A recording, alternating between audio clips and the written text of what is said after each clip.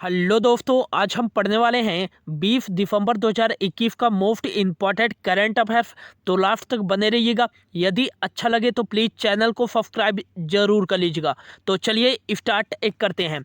आज का पहला क्वेश्चन है, हाल ही में किस राज्य ने राज्य में खेलों को बढ़ावा देने के लिए खेल नर्सरी योजना शुरू की है? तो राइट आंसर हो जाएगा, हाल ही में हरियाणा राज्य सरकार ने जो सरकारी खेल संस्थान है एवं निजी खेल संस्थानों में खेलों को बढ़ावा देने के लिए खेल नर्सरी योजना शुरू की है। हरियाणा राज्य ने यह शुरू की है। तो हरियाणा के जो मुख्यमंत्री हैं वो हैं मनोहर लाल खट्टर, और यहाँ के जो डिप्टी सीएम हैं वो है दुष्यंत चौटाला, और हाल ही में यहाँ के जो नए गवर्नर बने हैं वो बने हैं भंडारू दत्तात्रेय। नेक्स्ट याद रखिएगा कि हरियाणा की जो राजधानी है वो है चंडीगढ़, और यहाँ की जो लार्जेस्ट सिटी है वो है फरीदाबाद। यहाँ का जो DLR नंबर है वो है 22-10-05। 22 हरियाणा में डिस्ट्रिक्ट है, 10 लोकसभा की सीटें और 5 जो है राज्यसभा की सीटें हैं। हरियाणा का जो विधान मंडल है, यहाँ का विधान मंडल एक सदनी है। केवल यहाँ विधान सभा की सीटें हैं, विधान परिषद की सीटें नहीं है। यहाँ विधानसभा की 90 सीटें हैं। यदि पूछा जाए कि सिंधु घाटी स्थल का जो सबसे पुराना स्थल है राखी गढ़ी किस राज्य में स्थित है? तो ये हरियाणा राज्य में ही स्थित है। सुल्तानपुर नेशनल पार्क और कालेश्वर नेशनल पार्क किस राज्य में स्थित है? तो ये हरियाणा में ही स्थित है। और नेक्स्ट याद रखिएगा कि हरियाणा में ही एक भारतीय ऐतिहासिक शहर स्थित है जिसका नाम है पानीपत। पानीपत को भारत में बुनकरों का शहर भी कहा जाता है, टेक्सटाइल सिटी के नाम से भी जाना जाता है, और कॉस्ट ऑफ कैपिटल के नाम से भी जाना जाता है। नेक्स्ट याद रखिएगा कि पानीपत की पहली लड़ाई 1556 में लड़ी गई थी, और यह किसके बीच में लड़ी गई थी? तो बाबर और इब्राहिम लोदी के बीच में लड़ी गई थी पानीपत की पहली लड़ाई, और इसमें जो विजय हुआ था वो बाबर विजेता बना था। पानीपत की जो दूसरी लड़ाई हुई थी वो 1556 में हुई थी। किन दो शासकों के बीच लड़ा गया था? तो अकबर की सेना और जो भारतीय सम्राट था हेमू के बीच हुआ था, और इसमें अकबर की सेना ने विजय हासिल की थी। यदि पूछा जाए कि पानीपत की जो तीसरी और लास्ट लड़ाई हुई थी वो कब हुई थी? तो 1761 ईस्वी में हुई थी, अहमद शाह अब्दाली एवं मराठों के बीच में, जिसमें अहमद शाह अब्दाली विजय हुआ था। यदि पूछा जाए कि हाल ही में भारत का जो पहला ग्रेन एटीएम मतलब अनाज एटीएम स्थापित किया गया है, ये हरियाणा के गुरुग्राम में ही स्थापित किया गया है। और हाल ही में जो भारत का पहला हेली हब स्थापित किया जाएगा, ये हरियाणा के गुरुग्राम में ही स्थापित किया जाएगा। प्राणवायु देवता पेंशन योजना की शुरुआत किस राज्य ने की है? तो हरियाणा राज्य ने ही की है। और नेक्स्ट याद रखिएगा कि 2024 तक हरियाणा राज्य ने बेरोजगारी को खत्म करने के लिए हर हित स्टोर योजना की शुरुआत की है। और नेक्स्ट ये भी याद रखिएगा कि हरियाणा की जो मुख्यमंत्री है मनोहर लाल खट्टर जी ने हरियाणा की राजधानी चंडीगढ़ में भारत की पहली एयर टैक्सी सेवा की भी शुरुआत की है। और अब हरियाणा राज्य सरकार ने खेलों को बढ़ावा देने के लिए खेल नर्सरी योजना की शुरुआत की है। तो इतना याद रखिएगा। बढ़ते हैं अगले क्वेश्चन की ओर। अगला क्वेश्चन है, हाल ही में विश्व बैडमिंटन चैंपियनशिप में सिल्वर मेडल जीतने वाले पहले भारतीय पुरुष खिलाड़ी कौन बन गए हैं? तो इसका जो राइट आंसर हो जाएगा किदाम्बी श्रीकांत।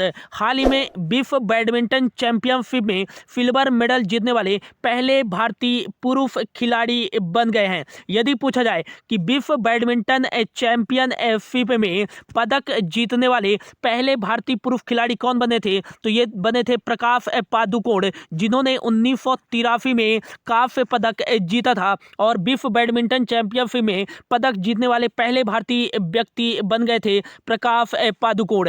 नेक्स्ट याद रखिएगा कि विश्व बैडमिंटन चैंपियनशिप 2021 का आयोजन यह स्पेन के हुएलबा में आयोजित किया गया था और इसमें जो कांस्य पदक जीते हैं वो लक्ष्य सेन ने जीता है और साथ ही साथ जो रजत पदक जीते हैं वो जीते हैं किदाम्बी श्रीकांत।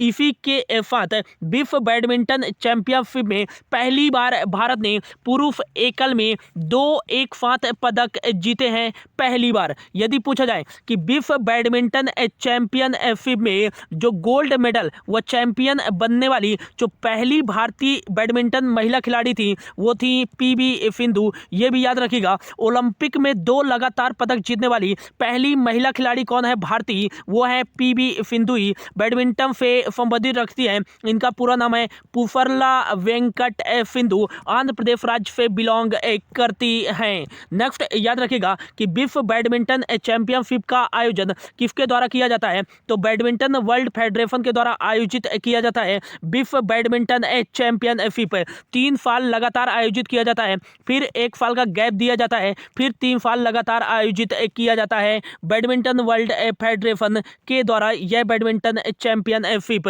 इसकी स्थापना की गई थी 1934 में कुआलालंपुर मलेशिया में इसका हेड क्वार्टर स्थित है। पॉल एरिक जो हैं इसके वर्तमान में हेड हैं। विश्व बैडमिंटन चैंपियनशिप का जो 25वां संस्करण आयोजित किया गया था 2019 में, ये बेफल स्विट्जरलैंड में आयोजित किया गया था और अब 26वां संस्करण 2021 में आयोजित किया गया है स्पेन के हुएलबा में। यदि पूछा जाए कि जो 27वां संस्करण आयोजित किया जाएगा विश्व बैडमिंटन चैंपियनशिप का, ये 2022 में आयोजित किया जाएगा। कहाँ आयोजित किया जाएगा, तो टोक्यो जापान में आयोजित किया जाएगा। और जो 28वां संस्करण आयोजित किया जाएगा विश्व बैडमिंटन चैंपियनशिप का, ये आयोजित किया जाएगा 2023 में कोपेनहेगन डेनमार्क में आयोजित किया जाएगा। और विश्व बैडमिंटन चैंपियनशिप का जो 29वां संस्करण आयोजित किया जाएगा ये 2025 में आयोजित किया जाएगा, पेरिस फ्रांस में आयोजित किया जाएगा।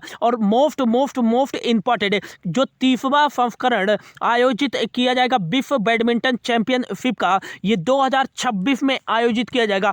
कहां आयोजित किया जाएगा, तो अपने देश भारत में आयोजित किया जाएगा। यदि पूछा जाए कि विश्व बैडमिंटन चैंपियनशिप 2021 का यह 26वां संस्करण आयोजित किया गया था और इसमें जो पहला शीर्ष पर टॉप कंट्री था ये था जापान। जापान ने जीते थे 2 गोल्ड मेडल, 1 सिल्वर और 1 ब्रांज के साथ शीर्ष पर था। और दूसरे नंबर पर था चाइना था 1 गोल्ड, 1 सिल्वर और 2 ब्रांज मेडल। और यदि पूछा जाए इंडिया की रैंक कितनी थी, तो इंडिया की 5th रैंक थी। और किस देश के साथ था इंडिया साथ में, तो दक्षिण कोरिया के साथ इसकी 5वीं रैंक है इंडिया की, 1 सिल्वर मेडल और 1 ब्रॉन्ज मेडल के साथ है। दक्षिण कोरिया की भी 1 सिल्वर मेडल और 1 ब्रॉन्ज मेडल है। इंडिया की तरफ से किदाम्बी श्रीकांत ने सिल्वर मेडल जीता है और लक्ष्य सेन ने ब्रॉन्ज मेडल जीता है। तो इतना याद रखिएगा। बढ़ते हैं अगले क्वेश्चन की ओर। अगला क्वेश्चन है, हाल ही में अंतर्राष्ट्रीय प्रवासी दिवस कब मनाया गया है, तो राइट आंसर हो जाएगा हाल ही में अंतर्राष्ट्रीय प्रवासी दिवस 18 दिसंबर को बनाया गया है।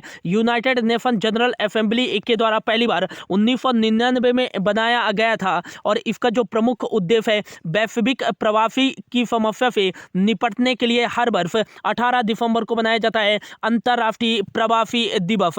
यदि पूछा जाए कि 1 दिसंबर को विश्व एड्स दिवस बनाया गया है, 1 दिसंबर को ही बॉर्डर सिक्योरिटी फोर्स का स्थापना दिवस बनाया गया है 57वें नंबर का। 2 दिसंबर को बनाया गया है विश्व कंप्यूटर साक्षरता दिवस, 2 दिसंबर को ही बनाया गया है दास्ता उन्मूलन का अंतर्राष्ट्रीय दिवस, 2 दिसंबर को ही बनाया गया है राष्ट्रीय प्रदूषण नियंत्रण दिवस, 3 दिसंबर को बनाया गया है अंतर्राष्ट्रीय दिव्यांग जन दिवस और 4 दिसंबर को बनाया गया है अंतर्राष्ट्रीय बैंक दिवस एवं 4 दिसंबर को ही बनाया गया है भारतीय नौसेना दिवस, 5 दिसंबर को बनाया गया है विश्व मृदा दिवस, 6 दिसंबर को बनाया गया है है महापरिनिर्वाण दिवस।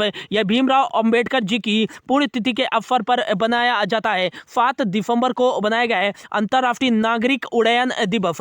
और सशस्त्र बलों का झंडा दिवस मोस्ट इंपॉर्टेंट है, 7 दिसंबर को ही बनाया गया है। 9 दिसंबर को बनाया गया है विश्व भ्रष्टाचार विरोधी दिवस। 10 दिसंबर को बनाया गया है पशु अधिकार दिवस अंतर्राष्ट्रीय स्तर पर। और 10 दिसंबर को ही बनाया गया है मोस्ट इंपॉर्टेंट है मानवाधिकार दिवस। 11 दिसंबर को बनाया गया है अंतर्राष्ट्रीय पर्वत दिवस। 12 दिसंबर को बनाया गया है विश्व तटस्थता दिवस। और नेक्स्ट याद रखिएगा कि 14 दिसंबर को बनाया गया है राष्ट्रीय ऊर्जा संरक्षण दिवस। और 16 दिसंबर को बनाया गया है विजय दिवस। और अब 18 दिसंबर को बनाया गया है अंतर्राष्ट्रीय प्रवासी दिवस। 18 दिसंबर को ही बनाया जाता है विश्व अरबी भाषा दिवस। 18 दिसंबर को ही बनाया गया है अल्पसंख्यक अधिकार दिवस।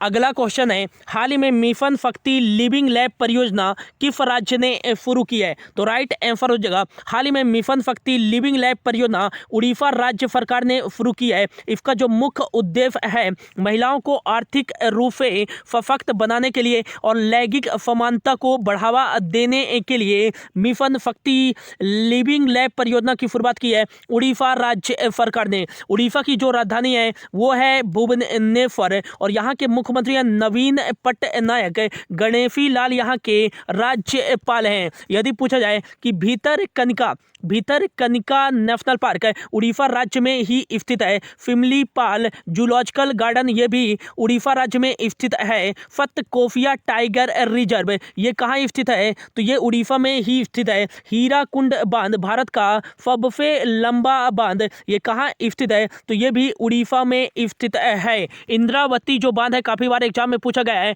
तो ये कहाँ स्थित है? ये भी उड़ीसा में स्थित है। नेक्स्ट याद रखिएगा कि उड़ीसा की जो राजधानी भुवनेश्वर है वो 100% कोविड-19 टीकाकरण करने वाला भारत का पहला सिटी है।